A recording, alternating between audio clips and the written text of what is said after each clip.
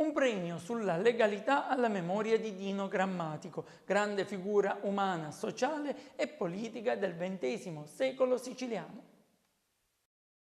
Bandito dal Centro Studi Dino Grammatico, a partire dal 2018, il premio per la cultura della legalità, da conferire ad un siciliano che si sia distinto nella difesa della legalità e nella diffusione della cultura della legalità. Un premio a cadenza annuale che verrà consegnato in occasione della tradizionale giornata del tricolore. Un premio in linea con la scuola di pensiero di Dino Grammatico, che ha fatto dell'impegno antimafia e legalitario un vessillo della propria azione, volto a promuovere la cultura della legalità. Creare modelli positivi, insomma, attraverso coloro che siano stati buoni cittadini, con chi ha sottolineato con il proprio comportamento l'importanza del rispetto delle regole o con chi si sia adoperato perché certi fenomeni criminali siano stati efficacemente contrastati. Verranno tenuti in particolare considerazione quanti hanno saputo diffondere i valori e i principi di legalità, costituendo un esempio con le azioni intraprese, cercato costantemente di fare rete con persone, associazioni e istituzioni nella difesa concreta della legalità, favorito la crescita dei giovani nel renderli corresponsabili e consapevoli dei diritti e dei doveri,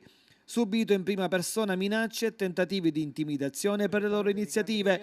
promotori di attività e iniziative sociali, ma verranno tenuti in particolare considerazione anche coloro che si siano attivati in politiche economiche o culturali imperniate sulla legalità e sulla giustizia, ma anche coloro che hanno valorizzato la loro professionalità a favore della diffusione del senso dello Stato e del rispetto delle istituzioni, coloro che si siano distinti per essere impegnati nella tutela legale dei diritti dei più deboli e dei senza voce del loro territorio, prodigati per attivare meccanismi concreti e virtuosi di contrasto a fenomeni criminogeni della delinquenza organizzata. I candidati al premio potranno essere segnalati attraverso una mail a csdinogrammatico@gmail.com entro il 31 gennaio di ogni anno al Consiglio direttivo del Centro Studi Dino Grammatico, che incaricherà un'apposita commissione esaminatrice per assegnare il premio.